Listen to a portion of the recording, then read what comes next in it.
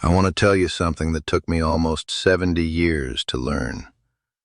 And I'm a little embarrassed that it took that long because the answer was in front of me the whole time.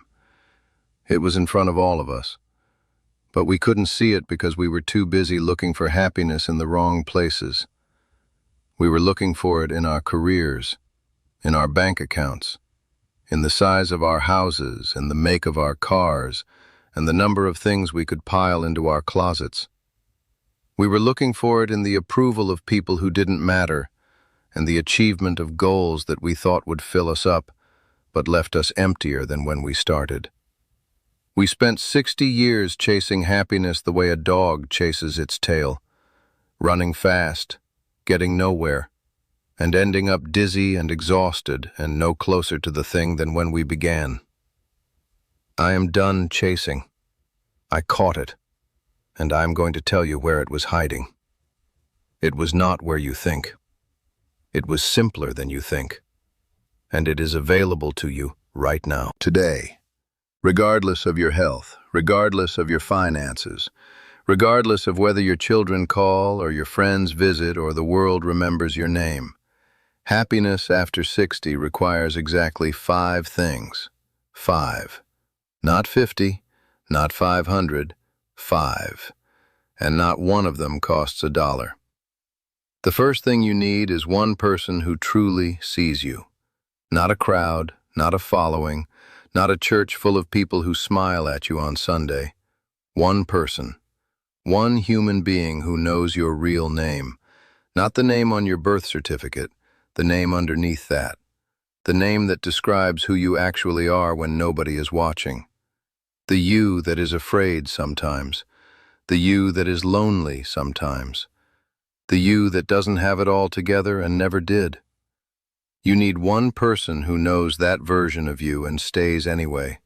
Not out of obligation, not out of habit, because they choose to. Every single day they choose to sit across from you and see you and not look away. My grandmother used to say that a person with one real friend is richer than a person with 100 acquaintances. And she was right. Because acquaintances know your face. A real friend knows your bones. Acquaintances remember your birthday. A real friend remembers the thing you said 3 years ago that you thought nobody heard. Acquaintances ask how you are and accept fine as an answer. A real friend looks you in the eye and says, "Don't lie to me. How are you really?" That kind of seeing. That kind of knowing, that is the first requirement for happiness after 60. And if you don't have it, everything else I'm about to say will be harder. Not impossible, but harder. So before you do anything else, find that person, or let them find you. They might already be in your life, sitting across from you at the kitchen table, living 3 houses down, sitting in the next pew at church. Open your eyes and look for the person who looks at you the way a person looks at something they don't want to lose. That is your person. Hold on to them. I knew a man named Cecil who had hundreds of friends. Everyone in town knew Cecil. He was at every gathering, every event, every funeral and every wedding and every barbecue. Cecil was everywhere. And everyone would tell you, "Cecil is the happiest man I know." But I knew Cecil beneath the surface. I knew Cecil because I was his one person. And Cecil told me things he told nobody else. He told me that the loneliest moment of his week was Sunday evening, when all the gatherings were over and the house was quiet and there was nobody left to perform for. He said the silence after the noise was worse than silence that had been there all along. Because the silence after noise feels like abandonment, like everyone left the party and forgot to take you with them. Cecil had 100 friends and none of them knew he cried on Sunday evenings. I knew. Because I was the one person who saw him. And Cecil told me that our Tuesday morning coffees, just the two of us, just talking about nothing in a kitchen that smelled like burnt toast, those Tuesday mornings were the only time all week that he felt like himself. Not the version of himself that everyone loved, the real one, the scared one, the tired one, the one who didn't want to smile anymore but kept smiling because that's what Cecil does. One person who sees the real you. That is the foundation. Everything else is built on top of it. The second thing you need is something to take care of. Not someone, something. This might sound small, but it is enormous. After 60, especially after retirement, especially after the children leave, the thing that disappears fastest is the feeling of being needed. And being needed is the fuel that keeps a human being alive.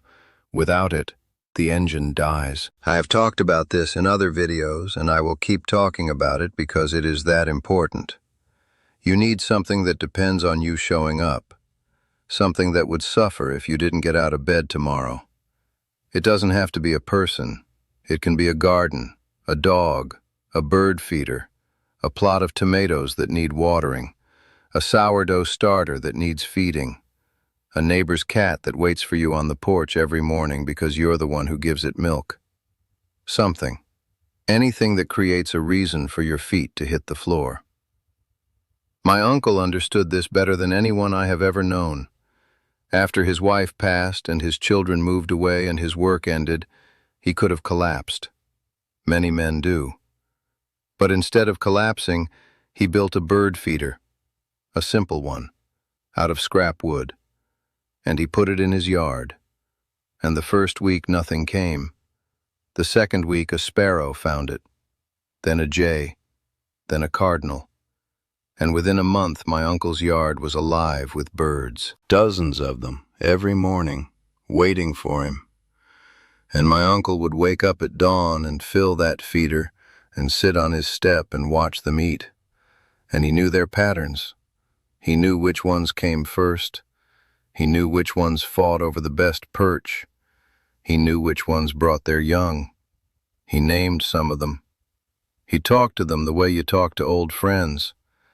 And people thought he was losing his mind. An old man talking to birds. But he wasn't losing his mind. He was saving it. Because those birds needed him. Every morning they came to his yard because he was there. Because he showed up. Because he filled the feeder.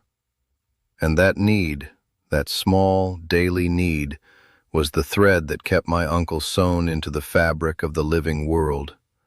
Without it, he would have unraveled, I am certain of that. Those birds kept him alive for another 15 years, not the food they ate, the fact that they came. Before I share the next teaching, one quick thing. Everything I have been pulling out of these old ways, the teachings about finding happiness in your final years, about understanding what actually matters after 60, about building a life worth waking up for, I have written it all down. 20 teachings, 4 parts, in the order they were meant to be received. It is called The Native Way. You can scan the QR code on the screen with your phone or find the link in the comments.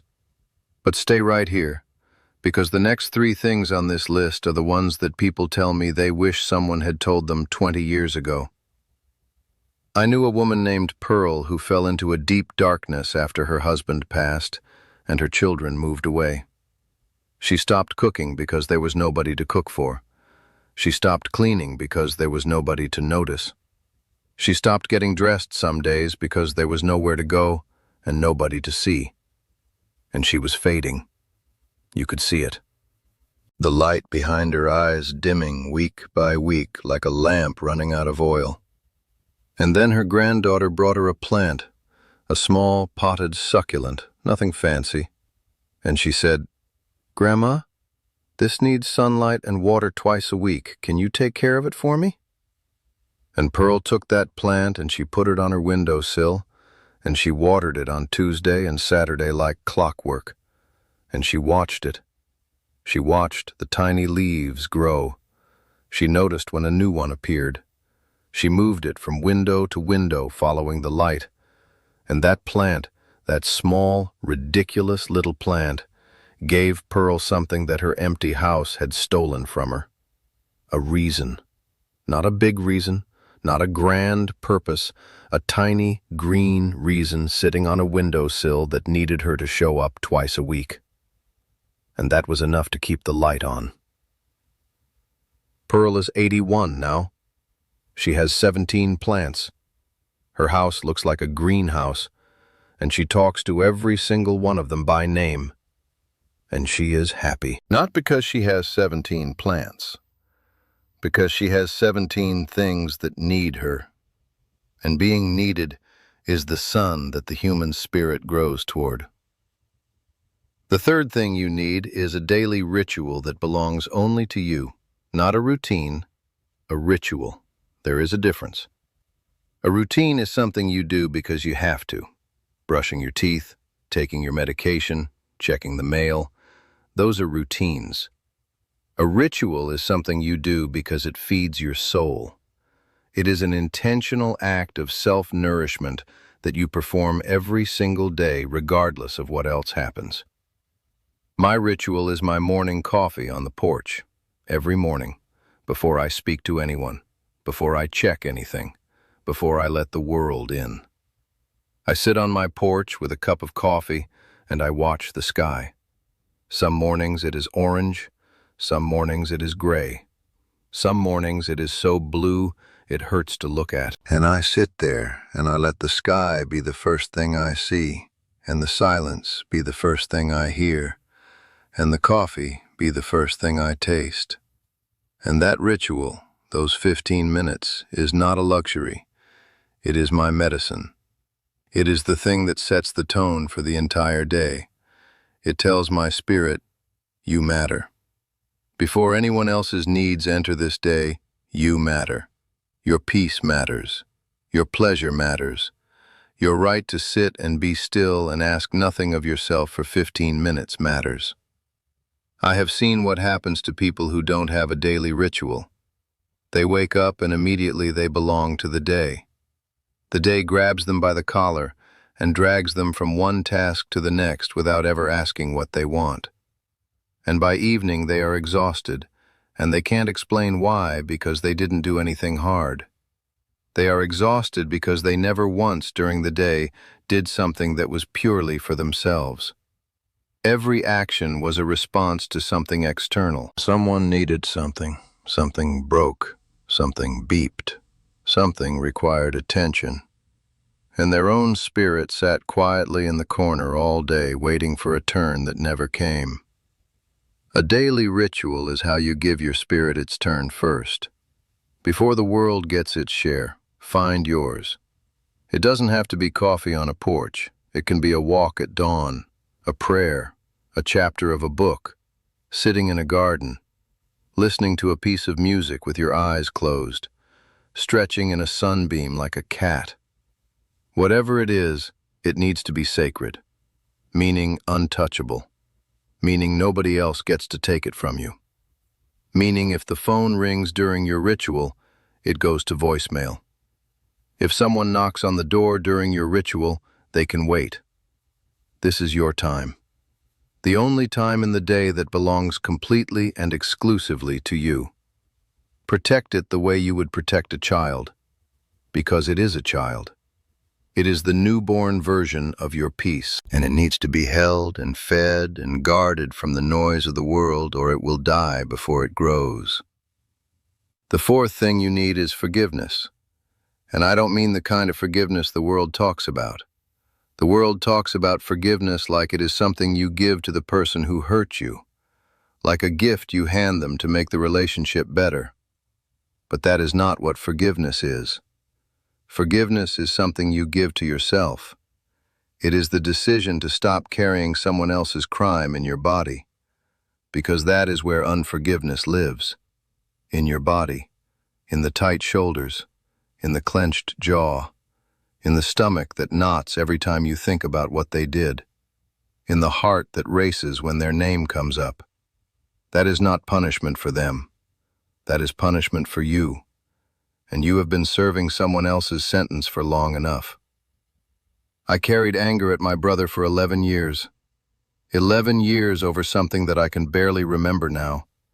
Something about money. Something about a promise that was broken. Something that felt enormous at the time and feels like a pebble now. But for 11 years that pebble sat in my shoe, and I walked on it every single day. And every step hurt. And I got so used to the hurting that I forgot what walking without pain felt like. And then one afternoon I was sitting with my grandmother and she asked me why I looked so heavy.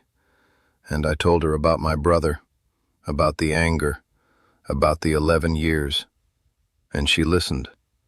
And when I finished, she said, "You have been punishing yourself for 11 years for something he did. When are you going to stop?" And I said, "When he apologizes." And she said, "What if he never does?" And I didn't have an answer, because I had never considered that. I had built my entire peace around the expectation of an apology that might never come. And my grandmother said, "Forgiveness is not about them. Forgiveness is about taking your foot off the nail and letting the wound close. The nail doesn't care whether you stand on it or not, but your foot does." I called my brother the next day, not to forgive him, to free myself, and the conversation was awkward and short, and nothing was resolved, and he didn't apologize. But I set the phone down, and I felt something release in my chest that had been locked for 11 years. I didn't forgive him for his sake. I forgave him for mine, and my foot started to heal.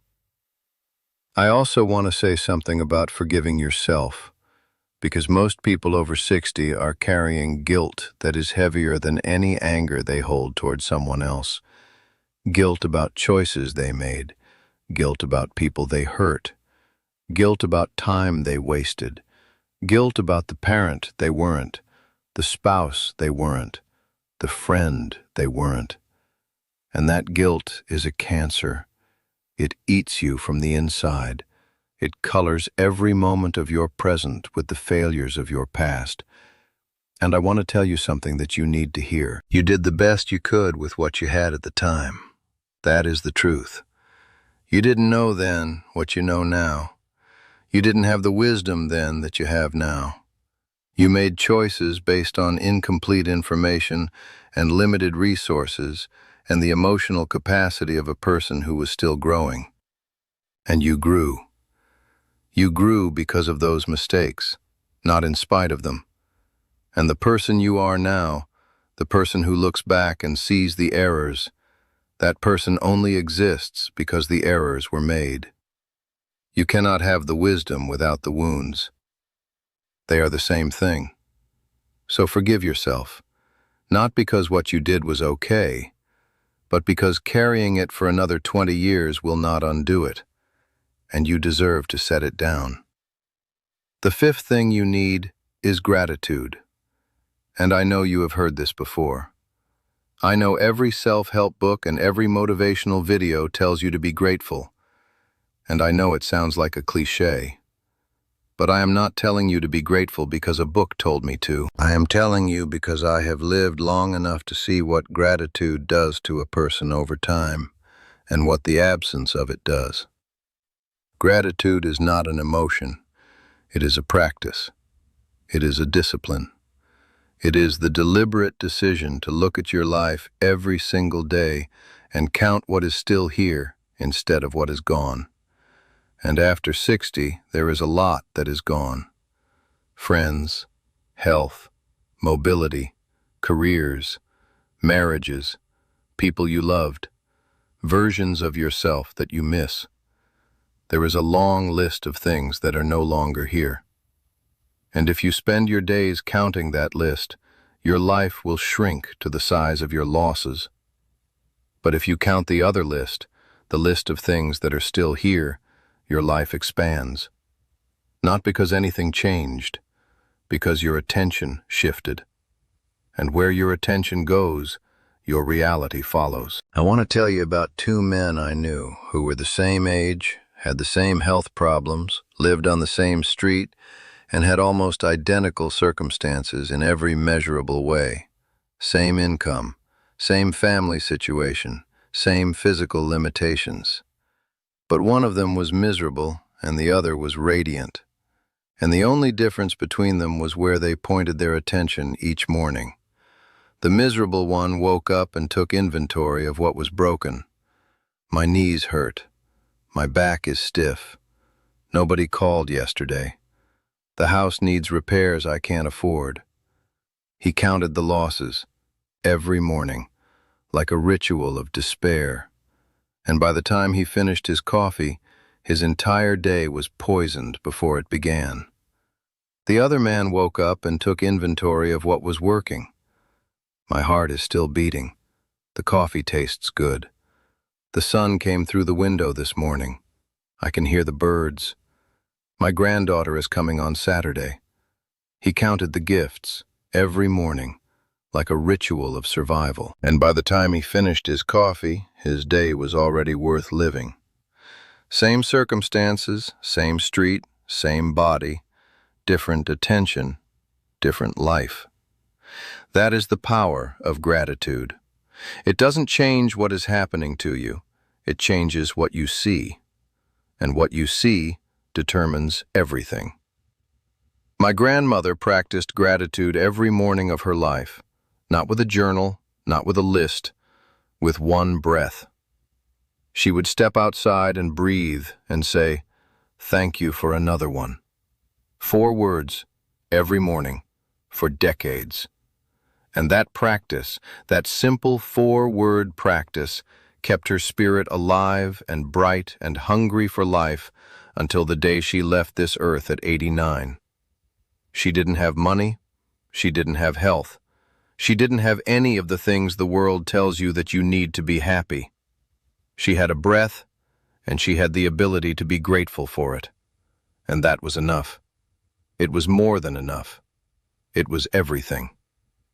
I want to challenge you to try something. Tomorrow morning, before you do anything else, before you check your phone, before you think about your problems, before you let the world in, step outside or stand by a window and take one breath, a deep one. Fill your lungs with air that the earth gave you for free and say 4 words. Thank you for another one. That's it. Do it for 7 days, just 7. And on the 7th day, tell me if something has shifted. I already know it will. Because gratitude is not a thought, it is a medicine, and the dose is 1 breath per morning, taken before anything else, taken on an empty mind the way medicine is taken on an empty stomach, so it can absorb fully, so it can reach the places that need healing. Do it. 7 days, 1 breath, 4 words, and watch what happens to the shape of your life. 5 things.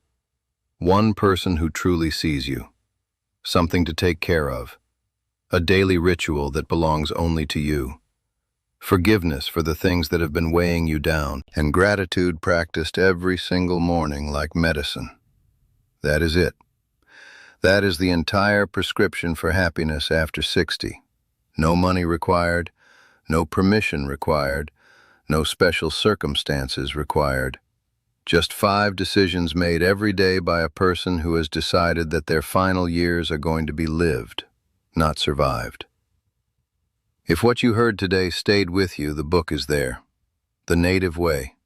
20 teachings, 100 pages.